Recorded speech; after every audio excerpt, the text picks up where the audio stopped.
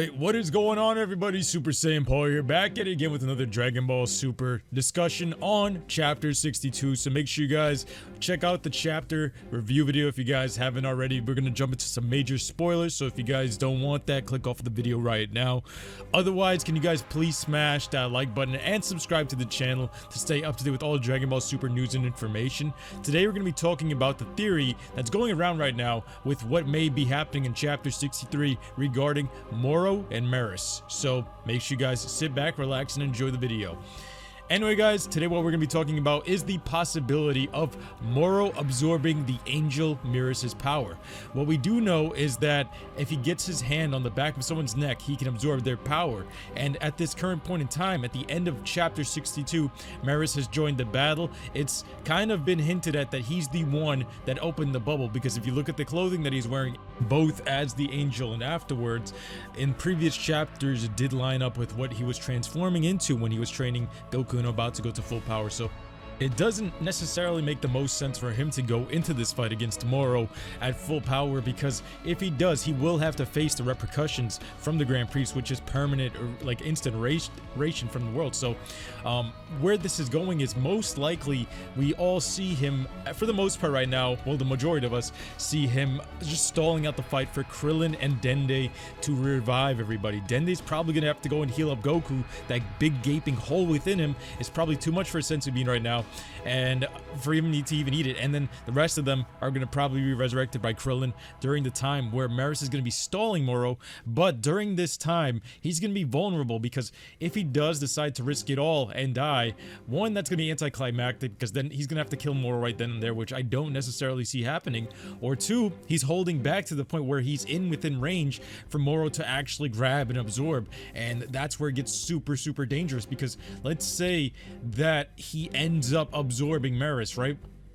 We have an issue here where he's on the level of angels, and regardless, even if he doesn't end up absorbing him and Merus ends up killing him, will everyone turn against the angels here, because they're going to be trying to kill Merus, or just at least the Grand Priest for that reason? Remember those evil Grand Priest theories? Well, this is one of the cases where he's kind of the bad guy, because in the sense that he's against a character that's a good guy and does openly say that he leans to the good. So but let's go back to the fact that if Moro absorbs Merus, now if he does end up getting this power, will this cause the full-powered angel trigger kind of sense of the story to go off? Like, if there's an angel going full power and it's just the absorbed energy that Moro has gotten from Merus, will that trigger the Grand Priest or Zeno to red button him? Kind of like what we saw in the Goku Black arc. Will this cause them to just appear and have to take this matters into their own hands? Because at that point, you know how much power Moro has. He's defeating everyone with ease right now.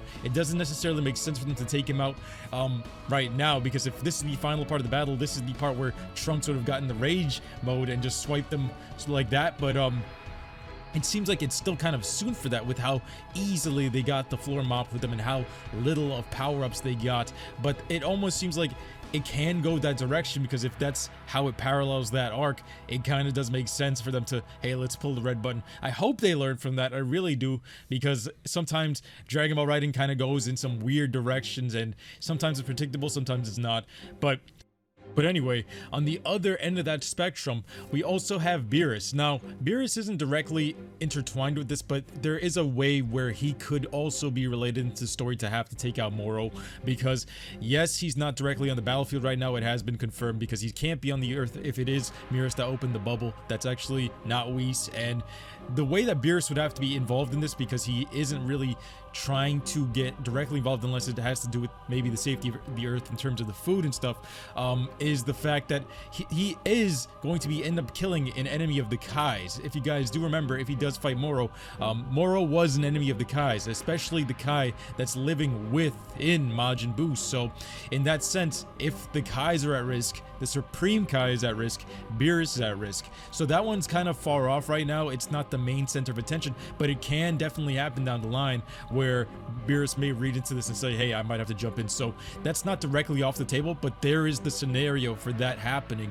and it can happen. It's Dragon Ball, you never really know. So going back to what we have here, Moro can either end up absorbing Merus right here and taking it to another level beyond what he's at right now and have another transformation, or Merus may end up using full power, defeating Moro and having to deal with the repercussions of that, leading this into another phase. I mean, right now the Moro arc has been pretty long. If you really think about it, it's been 20 plus chapters, I believe, so it's really long. And I think if we really look at it for a point where it's going to be extended at, I think right now we're either at the halfway mark or the 3/4 mark at most, I would say, if we like really get an extension here. Because if you think about it, if there is another form, let's just justify another form here, they would probably need like at least another 10 plus 15 plus panels to really cover this. And for the recovery after the beatdown that these characters got, you're gonna need a few chapters for that as well. So I think for everyone to go out and train again, kind of like what they did prior to this, would be what they would have to do if they were to extend it and actually make the justification of Moro being defeated a lot more easy for us to swallow. Because right now, anything that defeats Moro, especially after showing how incredibly powerful he is, that's almost like you introduced Jiren on the first episode of the tournament and you just took him right out. Because I mean, really, he isn't really introduced right now, but it's just kind of like a fodderized character. Like, you just brought him to the tournament and took him right out. Because right now, Moro's had the upper hand time and time again, and it doesn't necessarily make sense for anyone to really be able to step up unless something drastic comes out, which is right now the angels or the gods of destructions. But this is where it's like borderline trying to tease us that, hey, they may get involved into this fight, and this is where it can get a very dark storyline, or continue to take this kind of happy-go-lucky route that Dragon Ball Super usually does take. But I mean, that was the best part of the Goku Black arc, the non-happy-go-lucky route, the extremely dark route, and the fact that they took it for like almost a mature theme that is kind of just meant for like the grown-up adults watching Dragon Ball Super from when we were kids. I felt like they should be taking the story a lot more darker and serious, like they kind of did with some of the Dragon Ball scenes. I mean, Dragon Ball Z and Dragon Ball had some pretty dark moments, so I feel like Dragon Ball Super, part of what I hope they end up doing, instead of just trying to reach the overall demographic. I mean, I'm happy that it's reaching kids and stuff because it is kind of safe for them to watch in a sense. Compared to the old days, there were some pretty dark moments. I mean, Goku wasn't the first one to get her arm ripped through his chest. I remember Yamcha with Dr. Gero when they first entered the city. So I just like the fact that the darker themes, they aged with us as adults now, and that's why a lot of us can relate and love this even more if they can pull off some very complicated writing. But unfortunately, I'm not going to say or even make that statement to say that they actually have been able to pull that off, especially with the Goku Black arc. I think that was their best chance at it, and they rushed it. In Dragon Ball Z, I felt like because of all those arcs, like I said before, were the definitive ending every time in Akira's head, he finalized those, and there were self-contained stories almost, if you could pick it up and watch it at the beginning of any arc and still kind of understand where it starts, where it ends, and have a satisfying ending for each of them, in the sense that, hey, he thought he was going to end the series right here, so that's why it feels like it ends kind of on a perfect note.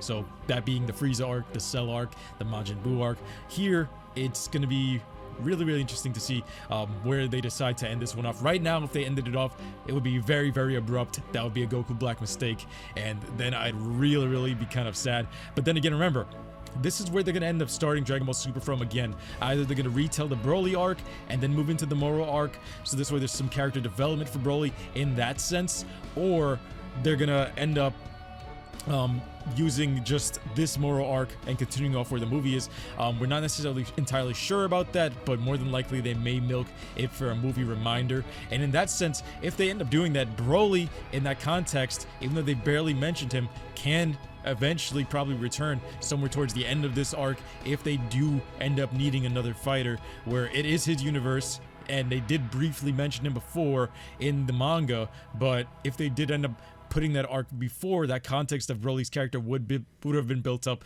alongside Merus, and that would be really cool to see if they end up getting a bunch more Z fighters and taking on the threat of Moro. Is this going to have to be a joint effort? Imagine if this was a 10v1 in the Tournament of Power, like everyone against Jiren type of scenario, because we saw how epic the Goku and Frieza moments were. We saw how epic the Goku and Trunks and the Goku and Vegeta moments in the Goku Black arc. Tag team moments were amazing. Imagine like a huge battle with everyone against one particular foe, and that being Moro right now is what's setting setting the stage for something very, very spectacular. So let me know what you guys think in the comment section below. Make sure you guys smash that like button. Make sure you guys subscribe, hit that bell icon to stay up to date with everything Dragon Ball related.